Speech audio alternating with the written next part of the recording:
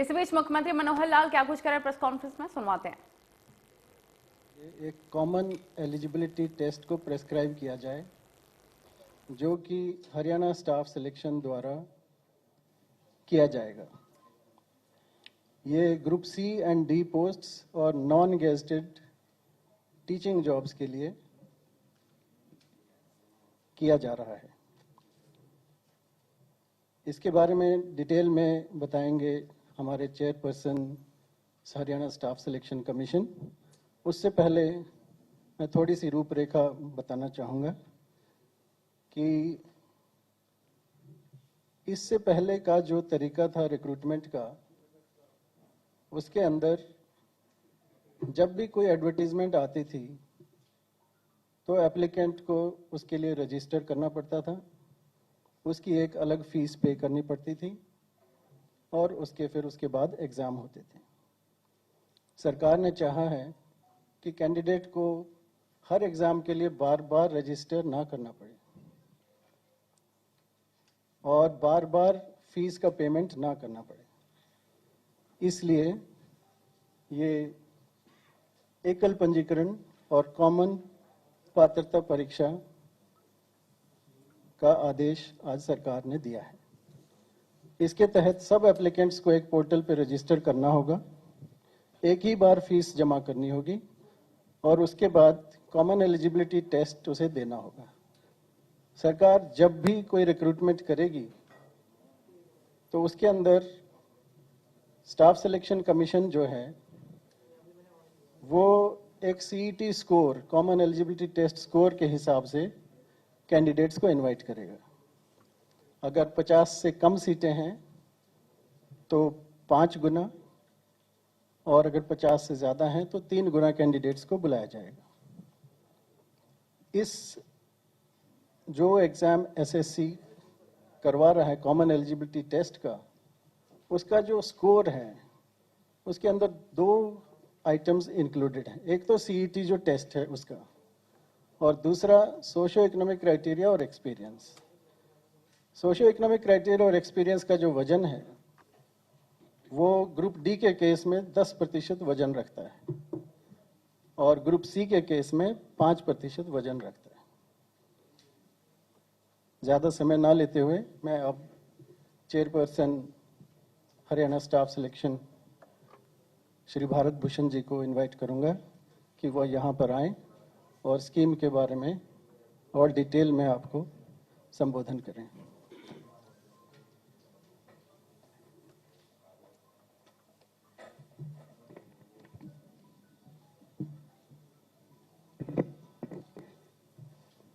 आज के इस विशेष कार्यक्रम में जो स्वामी विवेकानंद जी की जयंती के ऊपर जिसका जो है शुरुआत हो रही है, मैं माननीय मुख्यमंत्री श्री मनोहर लाल जी का, माननीय मुख्य सचिव हरियाणा सरकार, मुख्य पीएससीएम श्री डेसी साहब व सभी अधिकारीगण का और हरियाणा कर्मचारी चयन आयोग के मेरे सहयोगी सदस्य जो यहाँ पर आए हैं उन सभी का, और आप सभी प्रेस के साथियों का यहाँ पहुँचने पर हार्दिक अभिनंदन और स्वागत करता हूँ।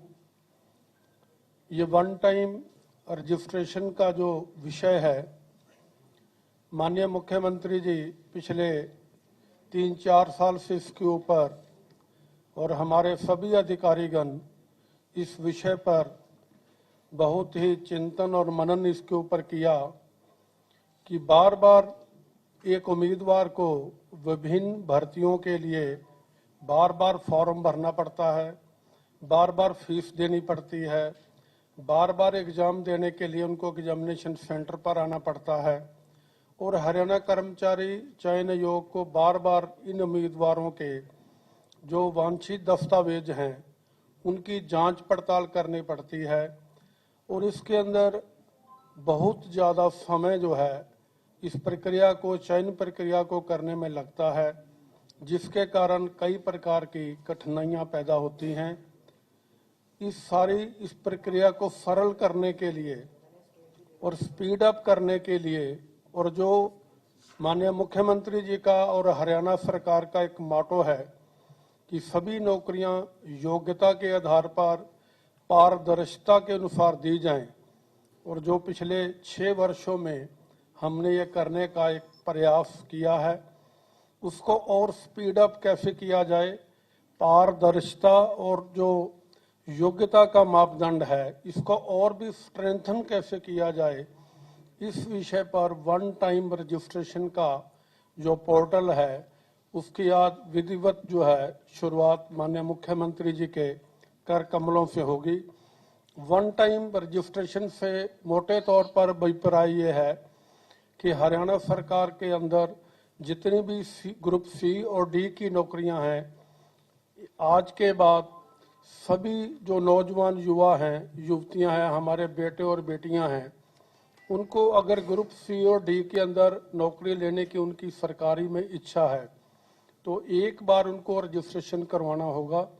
एक बार रजिस्ट्रेशन करवाने के लिए उनको एक ही बार जनरल कैटेगरी के लिए 500 रुपये और आरक्षित वर्ग के लिए 250 रुपये की फीस एक बार ही अपने जीवन काल में जब तक वो नौकरी लेने के योग्य है केवल एक बार ही देनी पड़ेगी।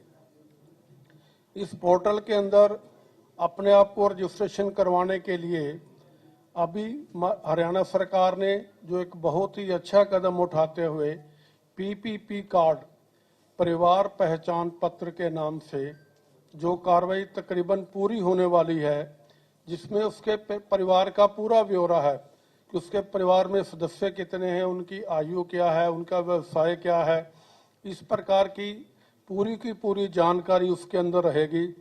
और वो पीपीपी जो पहचान पत्र है उसका लिंक जो है इस पोर्टल के साथ रहेगा। जैसे ही वो उम्मीदवार अपना सभी वांछित जो भी उसकी क्वालिफिकेशन है और वो उसमें सारा डेटाबेस भरेगा तो तुरंत जो है उसके सामने पीपी कार्ड का जो है वो भी एक प्रकार से सारा ब्यौरा उसके सामने आ जाएगा, उसको वो चेक कर सकता है।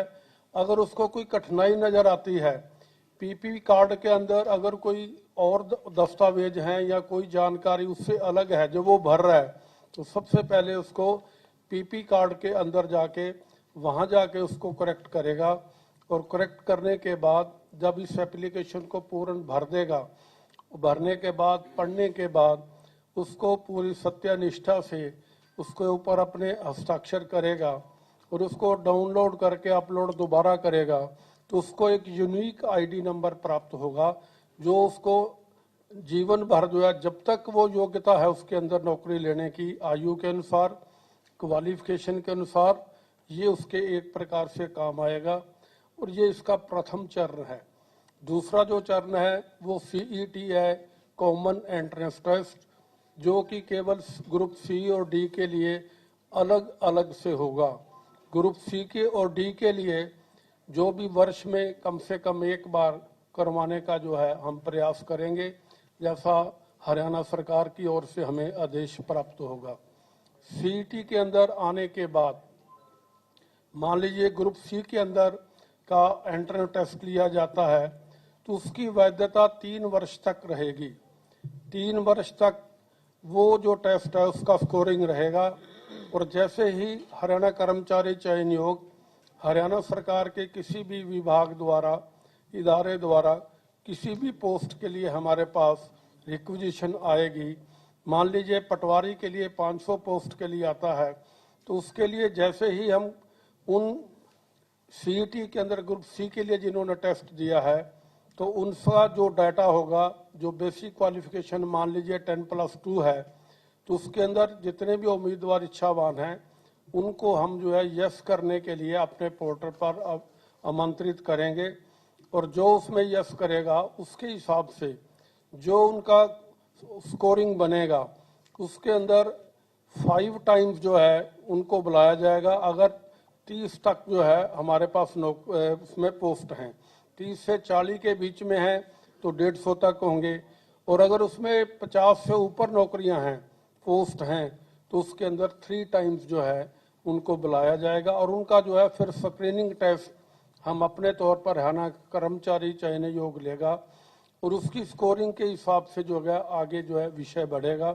एक जो सबसे महत्वपूर्ण इसके अंदर बात है कि 10 मार्क्स का जो सोशियो इकोनॉमी का क्राइटेरिया हरियाणा सरकार ने आम जनता के लिए सुविधा के लिए उनको जो बिल्कुल भी अंतिम लक्ष्य पीछे सबसे पीछे बैठा हुआ व्यक्ति है जिसके परिवार में एक भी नौकरी नहीं है, ऐसे लोगों के लिए जो सुविधा दी है उसके अनुसार उन सभी जो 4 हमारे उसके अंदर मापदंड हैं कि उसके परिवार में किसी के पास नौकरी नहीं है, अगर कोई हमारी बहन और बेटी विधवा है उसके लिए भी उसके अंदर 5 नंबर का प्रावधान है और उसके अनुसार जो है अगर कोई डीनोटिफाइड उससे वर्ग से है तो उसके लिए भी है और एक उसके अंदर जो है अगर कोई प्राइवेट नौकरी में हरियाणा सरकार के अंदर काम कर रहा है किसी इदारे के अंदर जो उस नियमानुसार उसमें आता है, अगर उसके पास कोई एक्सपीरियंस है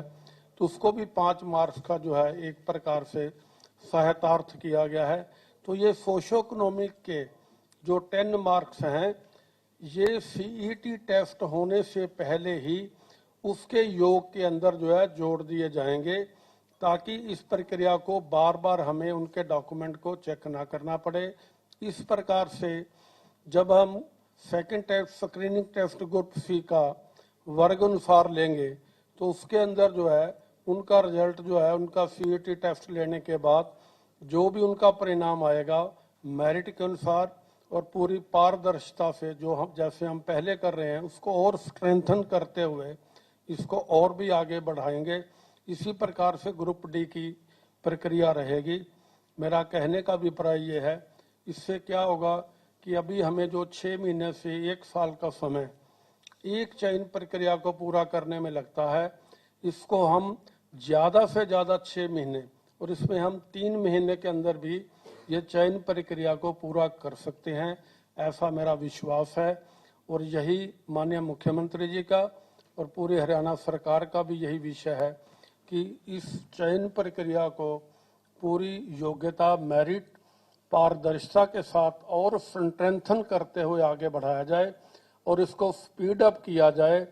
इसका मुख्य उद्देश्य जो है, जो हमारे युवा पढ़े लिखे युवा हैं जो ग्रुप सी और डी में नौकरी प्राप्त करना चाहते हैं, उनको कम से कम समय में एक ही बार फीस देकर एक ही बार फॉर्म भरकर और कर्मचारी चयन आयोग के कार्यालय में डॉक्यूमेंट वेरिफिकेशन के लिए कभी आना ना पड़े। तो एक प्रकार से सुलभ और सरल एक प्रक्रिया जो आज माननीय मुख्यमंत्री जी के द्वारा शुरू होने जा रही है, इसमें इस कार्यक्रम में आने के लिए आप सभी का बहुत बहुत धन्यवाद।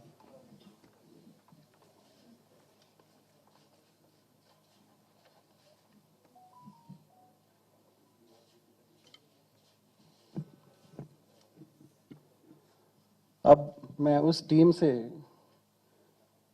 एनआईसी टीम से श्री राहुल को इनवाइट करूंगा कि इस पोर्टल के बारे में, वेब पोर्टल के बारे में जिस पर बच्चों ने एप्लीकेंट्स ने रजिस्टर करना है, उसके बारे में आपको थोड़ा सा डिटेल में विस्तार में बताएंगे।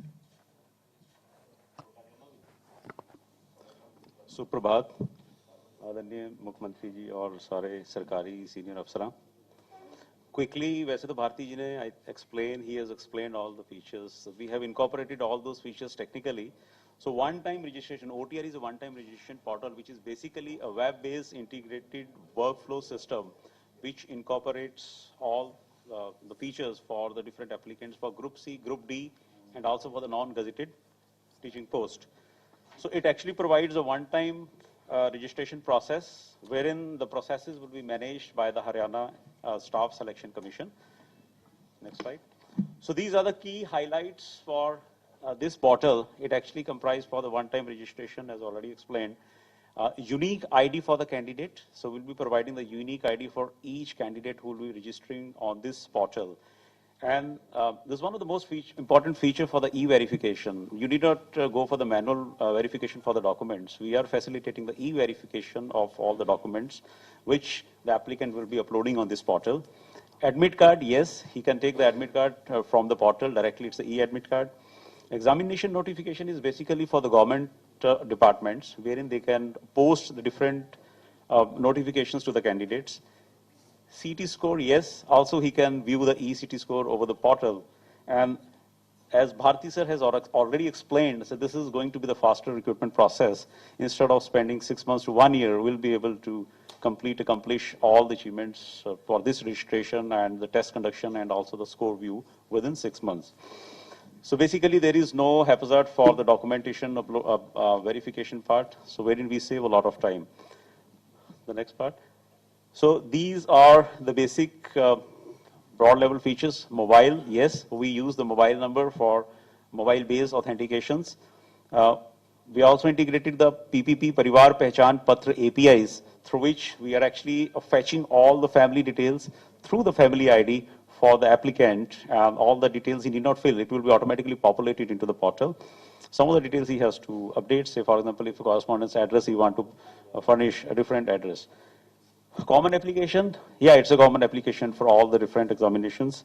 We have a payment gateway, we have ESP support, where you have this eligible support professional details you can upload and the documents will be verified online. And last and not the least, email-based authentication. Detailed application functionality, the application will be able to not only upload, but also he can update his profile any point of time. As Bharti sir already explained, this is the first phase. So consecutively, we'll be coming with phase 2 and phase 3. So in the consecutive phases, we'll have the dashboard, which provides not only the departments, but also the applicants to view different kind of reports. So we'll be using some open source based dashboard tools to facilitate these features. It's going to be a single place for viewing all the applicants' details and also enlisting all the government listed jobs. Yes, user can download the print the admit card, and also he can view the scorecard. The next one. These are the other key functionalities which we have covered and will be covering in the consecutive phases. Alerts to the applicants based on the post, the positions, and the application criteria. There will be different application alerts which will be formulated and sent to the applicants. Exam details, yes, the departments will be adding these exam dates, the qualification criteria, the fees. So fees is already fixed if there is any changes on that front, and the different centers. The department can also view the different applications which are received against a particular post. Already explained e-document verification, scorecard, customize real-time reports. So this is going to be a unique key feature for this portal. When we have on the dashboard, we can have these customized real-time based reports. We'll be using open source tools for this. E-admit card, generating the candidate list, and examination day specific activities. So, sir, we are ready for the launch. I invite, sir.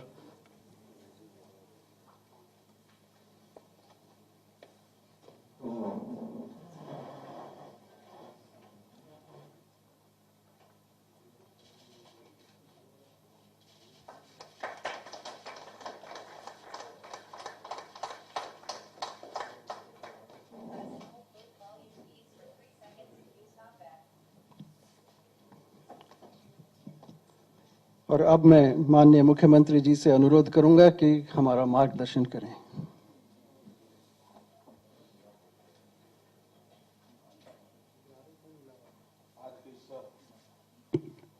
Press conference में हमारे सभी पत्रकार छायाकार बंधुओं, हम जानते हैं कि आज भारतीय संस्कृति के अग्रदूत स्वामी विवेकानंद जी का जन्म दिवस है 12 जनवरी, और इस दिन को हम राष्ट्रीय युवा दिवस ये मनाते हैं।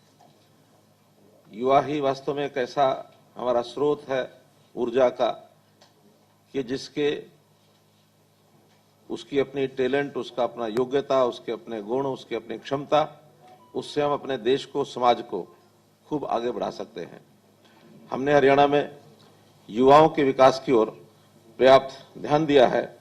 हमने अपना जो ये दूसरा कार्यकाल शुरू हुआ, इसके घोषणा पत्र में ये उस समय घोषणा की थी कि युवाओं की अपनी पढ़ाई, युवाओं की स्किलिंग, युवाओं की क्षमता को बढ़ाना और साथ ही युवाओं को नौकरी के लिए बार बार जो आवेदन करना पड़ता है ये नहीं करना पड़ेगा, एक बार आवेदन करना पड़ेगा।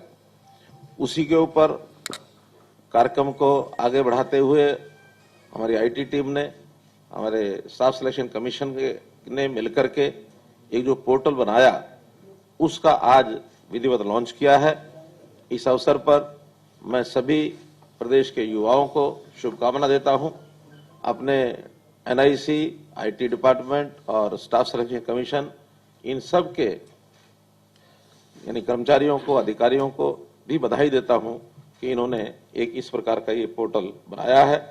अब आगे से हरियाणा कर्मचारी चयन आयोग अपना जो सी और डी का जैसा बताया गया है, कर्मचारियों का जो चयन है वो इसी पोर्टल के माध्यम से ही करेंगे।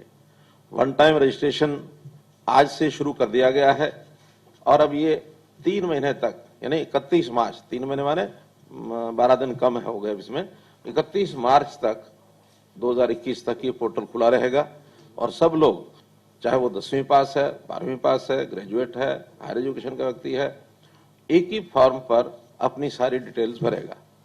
और जो कम क्वालिफिकेशन वाला है वो तो केवल डी में ही अपने परीक्षा दे पाएगा, लेकिन इससे ऊपर के क्वालिफिकेशन वाले यानी +2 और इससे ऊपर के क्वालिफिकेशन वाले चाहे तो वो डी में भी परीक्षा दे सकते हैं, चाहे तो सी में भी दे सकते हैं।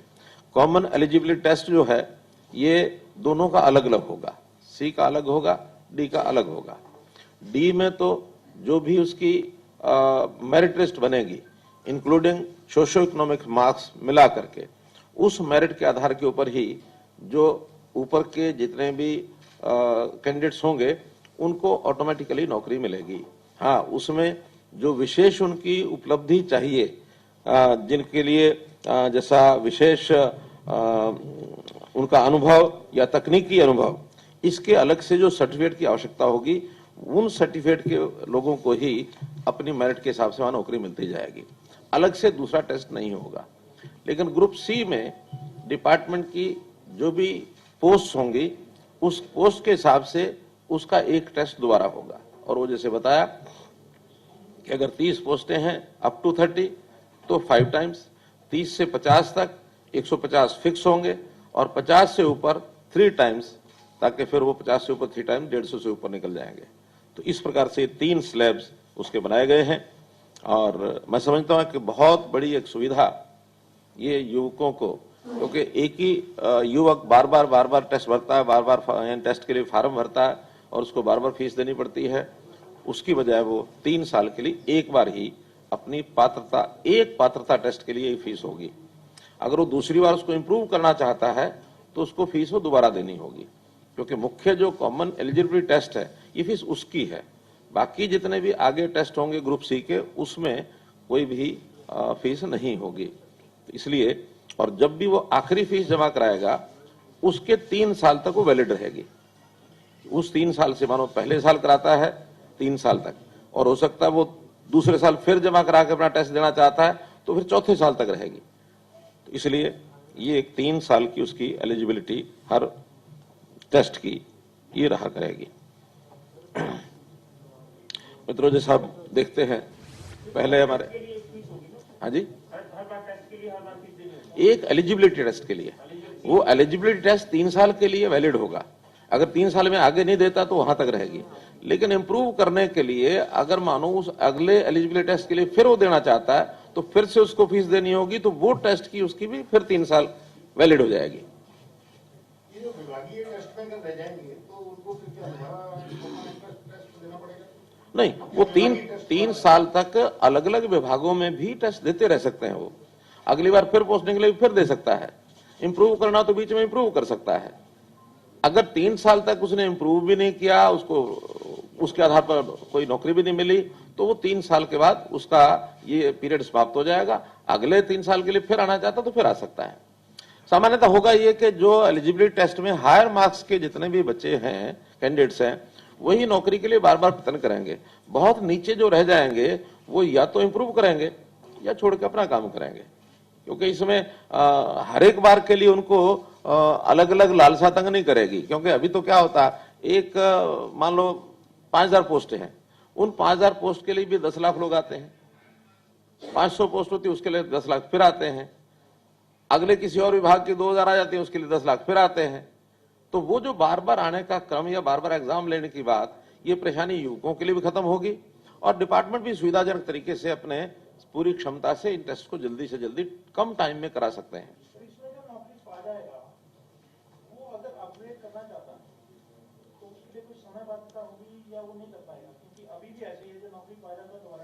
देता रहेगा वो। हाँ, वो दे सकता है। वो इस आधार पर ये रजिस्ट्रेशन तो उसका नौकरी का खत्म हो गया, वो नए सिरे से रजिस्ट्रेशन करा के फिर कर सकता है, क्योंकि एक बार नौकरी जिसको मिलेगी वो इसमें से डिलीट हो जाएगा। आपने कहा 31 मार्च तक इस पे आवेदन कर सकते हैं, लेकिन इसमें परिवार पहचान पत्र की एक शर्त भी है। परिवार पहचान पत्र का काम तो सिर्फ प्रोसेस है, मुझे लगता नहीं है कि आप 31 मार्च तक या इन बिटवीन कोई आवेदन करते हैं तो उसके लिए तो दिक्कत रहेगी सर। जब भी कोई आवेदन करता है और उसका परिवार पहचान पत्र नहीं है तो उसी समय पहले वो पहचान पत्र बनाएगा और पहचान पत्र तुरंत बनता है। वो तो जो नहीं बनवा रहे वो पूरा करने के लिए समय लगेगा, लेकिन आवेदन करने से पहले अगला अपना परिवार पहचान पत्र कहीं भी किसी भी सेंटर पर जाके बनवा सकता है। बनवाएगा, अपना नंबर लिखेगा, उसको रजिस्ट्रेशन करेगा, तो इसलिए परिवार पहचान पत्र में टाइम नहीं लगता है। हाँ, एक चीज और क्लियर करनी है कि ये परिवार पहचान पत्र हरियाणा के डोमिसाइल का ही बनता है, लेकिन डोमिसाइल पहले कभी हमारे यहाँ 15 साल की पीरियड था कि जो 15 साल से हरियाणा में रह रहा है उसी का डोमिसाइल बनेगा। अब उसका हमने पीरियड 5 साल कर दिया कि 5 साल से भी कोई हरियाणा में रह रहा है तो उसका भी डोमिसाइल बनेगा। 5 साल से कम अगर है तो उसको एक टेम्परेरी रेजिडेंट आईडी दी जाएगी, वो भी भर सकता है फॉर्म, यानी दूसरे प्रदेश का भी भरना चाहे तो भर सकता है। वो टेम्परेरी आईडी उसको ये मिलेगी, उस टेम्परेरी आईडी के आधार पर वो सारी जानकारियां उसकी ऑटोमेटिक उसके अंदर भरी जाएंगी। उसको ऐसा नहीं कि वो नहीं भर सकता है, तो भर सकता है, लेकिन उसको एक टेम्परेरी आईडी मिलेगी, उसके आधार पर वो भरेगा।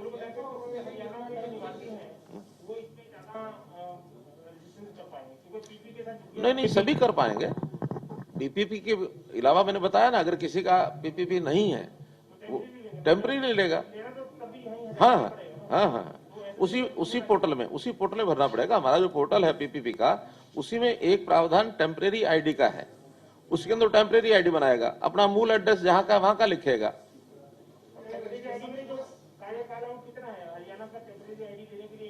मैंने बताया 5 साल का रेजिडेंट जब तक नहीं होता तब तक वो टेम्परेरी पर रहेगा।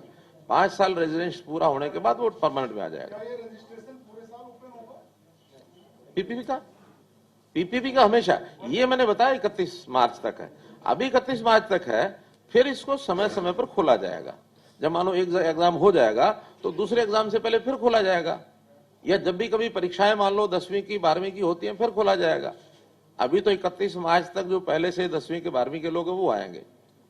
और इसमें भारती जी एक प्रावधान हमने ये भी किया है कि जो इस बार 10वीं और 12वीं में अपीयर होंगे, हाँ, वो भी इसमें कर सकते हैं। प्रोविजनल अपना रजिस्ट्रेशन करेंगे, 10वीं में 12वीं में पास होने के बाद वो उसमें अपना अपडेट करेंगे कि 10वीं 12वीं पास हो गए। पास नहीं हो सके तो इसमें रिजेक्ट हो जाएंगे।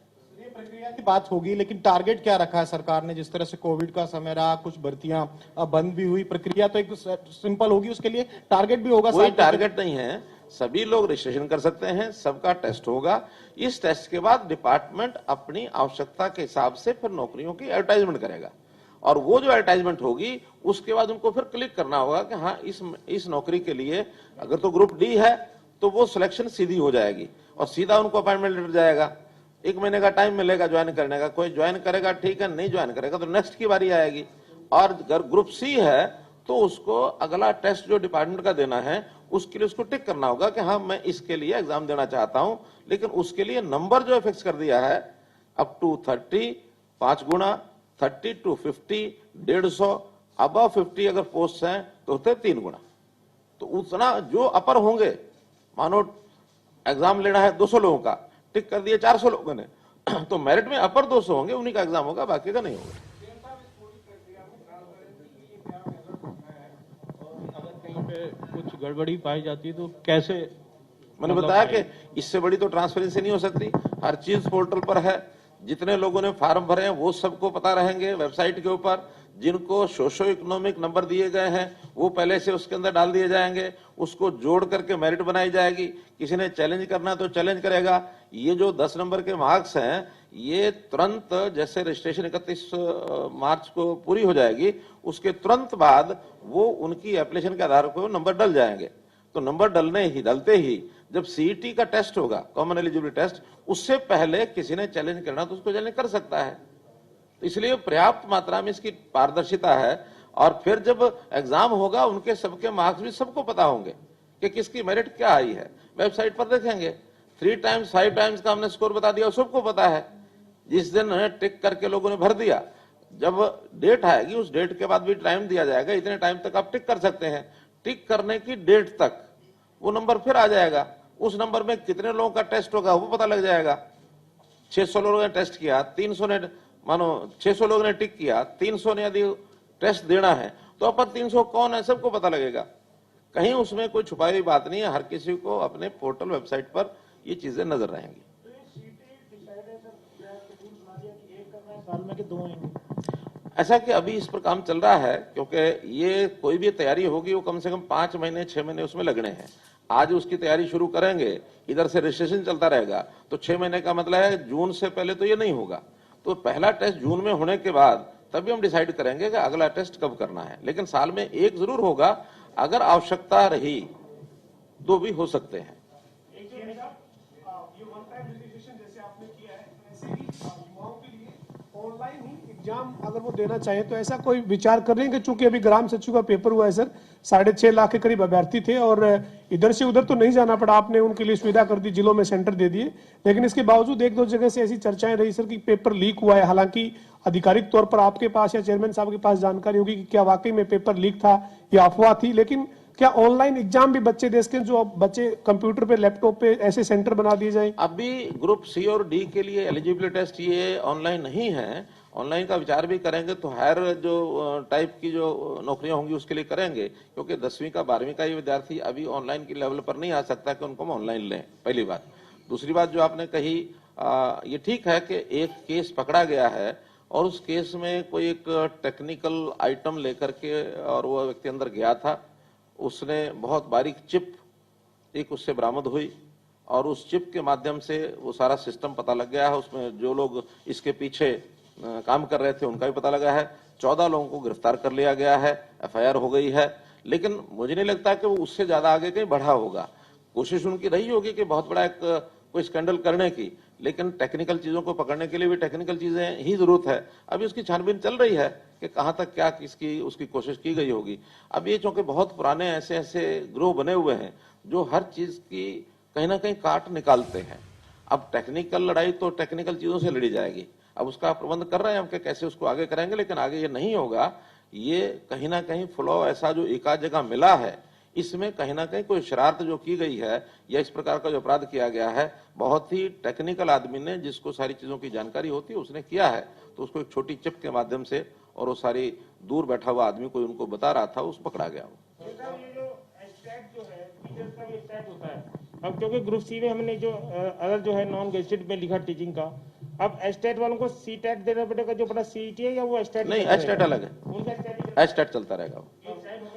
केवल नॉन क्या है वो नॉन गेस्टिंग टीचिंग जो है वो ग्रुप सी के साथ होगा।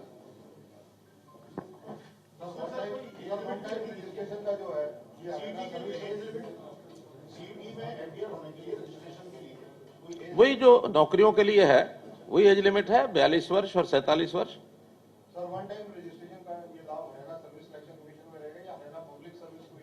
नहीं, अभी स्टाफ सिलेक्शन कमीशन, अभी केवल स्टाफ सिलेक्शन कमीशन का ग्रुप सी और डी में ही है, ये ए और बी में नहीं है। एचपीएससी तो ए और बी की ही नौकरियां करते हैं। इसमें एक चीज और क्लियर करनी है कि जो सोशियो इकोनॉमिक है वो ग्रुप डी में तो मैक्सिमम 10 मार्क्स दिए जाएंगे, ग्रुप सी में मैक्सिमम 5 मार्क्स दिए जाएंगे। उसमें 2-3 तरह के प्रावधान होते हैं कि जिसके घर में कोई नौकरी नहीं है, कोई भी नौकरी नहीं है एक भी ब्लड रिलेशन में, तो उसको ही 5 मार्क्स दिए जाते हैं।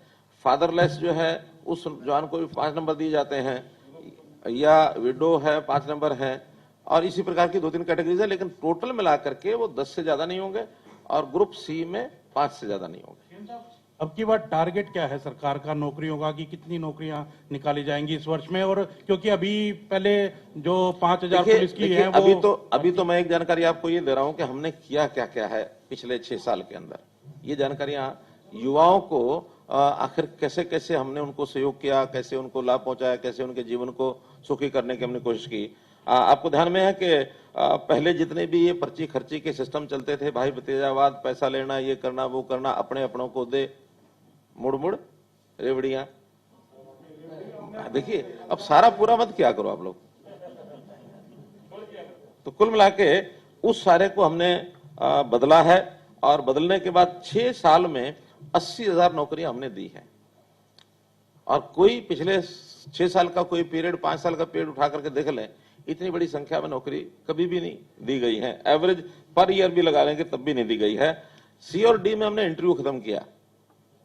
पहले इंटरव्यू में ही सारा कुछ मार लगती थी।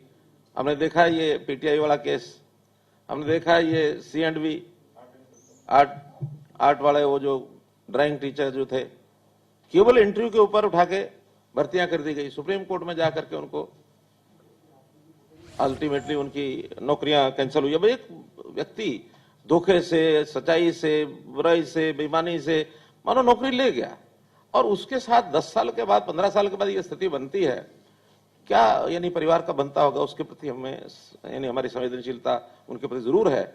गलत हुआ, ठीक हुआ, एक वो भूमिका जिसकी है उसकी है, लेकिन जिसने नौकरी ली वो जैसे भी ले गया, लेकिन 16 साल के बाद, 15 साल के बाद उसको नौकरी से बाहर कर दिया गया। ये भी बहुत एक स्थिति ऐसी है। लेकिन मैं दावे से कह सकता हूं कि हमारी ये 80,000 नौकरियों में से, 6 साल की नौकरियों में से एक भी रिजेक्ट नहीं हुई है। स्टे लगते रहे हैं, जो भी जाता है स्टे लेके आता है, लेकिन उसके बाद उसको कभी मुंह की नहीं खानी पड़ी कि कोई नौकरी हमारी रद्द हो गई हो, कोई भी एक भी। पुलिस में भी हमने TRP system, transparent recruitment process जो चलाई थी, सबसे पहले हरियाणा में चलाई गई, जिसके अंदर यानी लगभग 8-10 हजार पुलिस की भर्तियां हमारी पिछले 6 साल में हुई हैं, चाहे वो सब इंस्पेक्टर की हुई हैं, चाहे वो कांस्टेबल की हुई हैं, पुरुषों की, महिलाओं की, सब तरह की। लेकिन हमने सिस्टम उसमें दायर किए, और सिस्टम के अंदर कभी कोई फ्लॉ नहीं निकला, और अच्छे अच्छे लोग, यानी आज पुलिस का जो नया बैच है, बहुत अच्छे पढ़े लिखे, अच्छे यानी होनहार, और उसमें से हमने एक और छूट दी उनको कि आपको आगे प्रमोट करना है, अपने आप को कैरियर बनाना है, आपको आगे जाने के लिए कोई भी टेस्ट देना, NOC नहीं लेना पड़ेगा। Just you inform your department कि मैं एक टेस्ट देने जा रहा हूं। पहले क्या होता था, NOC लेना अनिवार्य होता था, और NOC लेते समय ऊपर के अधिकारी भी सोचते थे भाई ये नीचे का आदमी हमारे काम का आदमी है, हमारा हमने ट्रेनिंग इसको दी है, ये जाएगा तो हमें छोड़ जाएगा, तो फिर हमारा काम खराब होगा, हमें नई भर्ती करनी पड़ेगी। नो, हम उस नौजवान के कैरियर में बाधा नहीं बनना चाहते। पहले मैं जो अगली बातें थोड़ी सी बता देता हूं, फिर पोर्टल पर फिर आ जाएंगे वापस। पोर्टल की काफी बातें बता दी हैं। 75% उद्योगों में प्राइवेट नौकरी के लिए इसका कानून हमने बनाया है कि हरियाणा के युवक को प्राथमिकता मिले। ये ठीक है, इसमें काफी कुछ चर्चा, बहस ये सब चलती है, चल भी रही है, लेकिन मैंने कहा अगर उपलब्ध है हरियाणा का नौजवान तो उसको नौकरी पहले मिलनी चाहिए, उपलब्ध नहीं है तो बाहर से ला सकते हैं। इसका मैकेनिज्म वो सारा हम बना रहे हैं। विदेश सहयोग विभाग हमने बनाया है, कल ही उसमें मीटिंग हुई है कि हमें अपने नौजवानों को, हमारे यहाँ जो वर्कफोर्स है ये काम करने के लिए विदेश में भी अगर जा सकते हैं, उनको फैसिलिटेट किया जाए। कॉलेजेस में फ्री पासपोर्ट बनाने की हमने सुविधा दी। क्या फॉर्म भरिए, कोई भी पोस्ट यानी ग्रेजुएट होने वाला विद्यार्थी अपना पासपोर्ट वहीं से लेकर के जा सकता, उसका कोई शुल्क नहीं लगेगा। और 6,800 विद्यार्थियों को इस साल ये पासपोर्ट दिए गए हैं जिन्होंने अप्लाई किया है फ्री ऑफ कॉस्ट। इसी प्रकार की स्किलिंग के भी हम कार्यक्रम चला रहे हैं। हमारा जो स्किल डेवलपमेंट यूनिवर्सिटी बनाई है, हर प्रकार की स्किलिंग, चाहे वो 10वीं पास है, चाहे ग्रेजुएट, पोस्ट ग्रेजुएट, +2 कोई भी है, ताकि जिस चीज की आवश्यकता है उसकी स्किलिंग और वो करवाई जाए और उनको आगे बढ़ाया जाए। ये भी हमने जो काम किया है, उसके अंदर भी केवल यूनिवर्सिटी में 12,000 विद्यार्थी वो स्किलिंग का उनका तैयारी हो गई है। और इसके अलावा स्किलिंग यूनिवर्सिटी के इंडस्ट्री के साथ MOUs हो रहे हैं। लगभग 50 इंडस्ट्री के साथ MOU हुए हैं, जहां इंडस्ट्री में ही ट्रेनिंग दी जाएगी जिस चीज की आवश्यकता है, और वही इंडस्ट्री उनको एब्जॉर्व करेगी। ट्रेनर्स उन यूनिवर्सिटी वाले होंगे, सर्टिफिकेट स्किल यूनिवर्सिटी देगी, उनकी देखरेख में उनकी ट्रेनिंग का जो एग्जाम पार्ट है वो स्किल यूनिवर्सिटी करेगी। और उसका एक MOU करने के बाद इसमें भी बड़ी संख्या में नौजवानों को भर्ती हो रही है। हमने रोजगार मेले भी लगाए, 577 रोजगार मेले लगे हैं 6 साल में। 60,800 बेरोजगार युवाओं को उसमें नौकरी दी गई है। और इसके अलावा निजी कंपनियां जैसे ओला, उबर, GS4, जोमेटो और स्विगी, इनके साथ भी हमने अनुबंध किए और उसमें भी 79,000 युवाओं को रोजगार के अवसर प्रदान किए।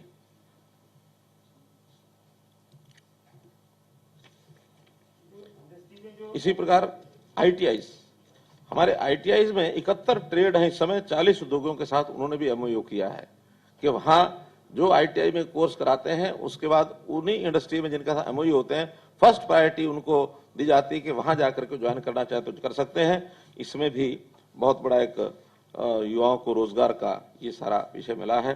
जैसा मैंने कौशल विश्वविद्यालय के MOUs का विषय बताया है, जो इंडस्ट्री के साथ किए गए हैं उसमें भी 71,000 युवाओं को और ऐसा उन इंडस्ट्री में जाने का अवसर मिला है।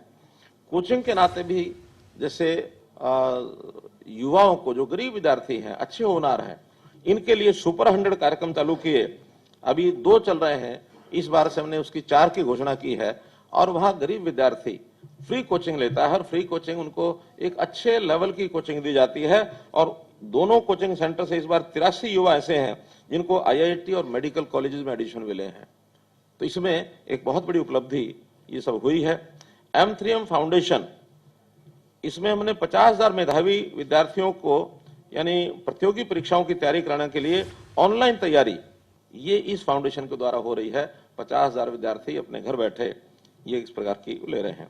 सक्षम युवा योजना, जैसे पहले से पता है कि 100 घंटे काम के बदले में पोस्ट ग्रेजुएट को 9,000 रुपया, ग्रेजुएट को 7,500, +2 भी चालू कर दिया है, उसको 6,000 रुपया मासिक उसको मिलेगा। इसमें भी 1,20,000 युवाओं ने इसका लाभ उठाया है।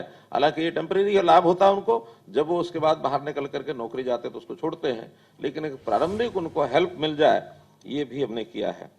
खेलों में भी हम बहुत कुछ कर रहे हैं, उसके लिए युवाओं को खिलाड़ी के नाते तैयार करना। इस बार तो भाग्य से हरियाणा जो मेजबानी कर रहा है कि हमारा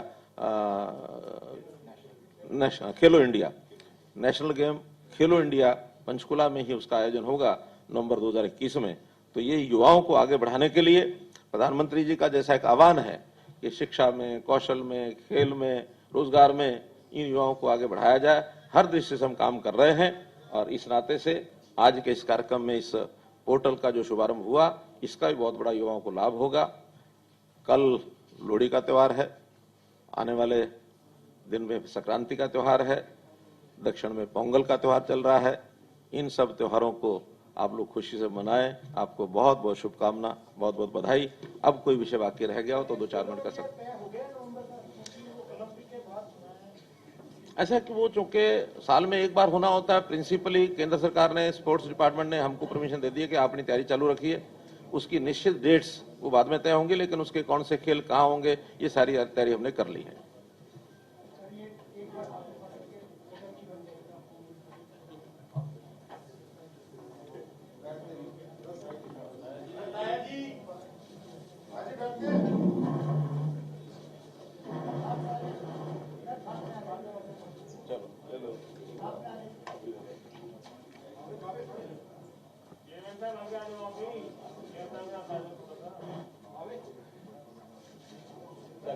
धन्यवाद।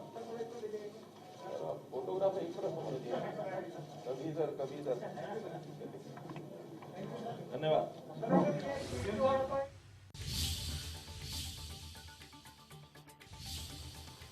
तो HSSC के नए पोर्टल की मुख्यमंत्री ने शुरुआत की है और नौकरियों में पारदर्शिता के लिए सरकार का ये नया कदम।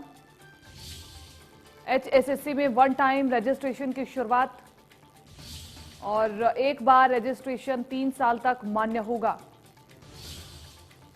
ग्रुप C और ग्रुप D की भर्ती के लिए यह प्रावधान किया गया है। मुख्यमंत्री मनोहर लाल एक प्रेस कॉन्फ्रेंस को संबोधित कर रहे थे। क्या कुछ चेंजेस किए गए हैं इस ग्रुप C और ग्रुप D की भर्ती प्रक्रिया में, इसको लेकर के बता रहे थे। स्कोरिंग के आधार पर अब युवकों को नौकरी दी जाएगी। HSSC में कैट टेस्ट को लेकर के नया बदलाव, एक बार दिया गया टेस्ट। चयन प्रक्रिया 6 महीने में पूरी की जाएगी और HSSC के नए पोर्टल की मुख्यमंत्री ने शुरुआत की है। ये बड़ी जानकारी हम आपको दे रहे हैं। क्या कुछ बदलाव वो भी बता रहे हैं। स्कोरिंग के आधार पर युवाओं को नौकरी दी जाएगी और इसके अलावा HSSC में CET टेस्ट के आधार पर नौकरियां दी जाएंगी। एक बार दिया गया टेस्ट 3 साल तक स्टोर रहेगा। ये बड़ा बदलाव किया गया है। चयन प्रक्रिया 6 महीने में पूरी की जाएगी। इसके अलावा रजिस्ट्रेशन के बाद पहला CET जून 2021 में होगा। हर साल एक टेस्ट करवाने पर जोर रहेगा और ये एक टेस्ट जब होगा तो 3 साल तक स्टोर रहेगा। डोमिसाइल बनवाने के लिए समय सीमा घटा दी गई है। 5 साल तक हरियाणा में रहने वालों का भी डोमिसाइल बनेगा। पहले 15 साल रहने वालों का बनता था डोमिसाइल, लेकिन अब इसमें भी मुख्य बदलाव किया गया है। रजिस्ट्रेशन के बाद पहला CET जून 2021 में होगा। कॉमन एलिजिबिलिटी टेस्ट जून 2021 में होगा। डोमिसाइल बनवाने के लिए समय सीमा घटा दी गई है। 5 साल तक हरियाणा में रहने वालों का भी डोमिसाइल बनेगा।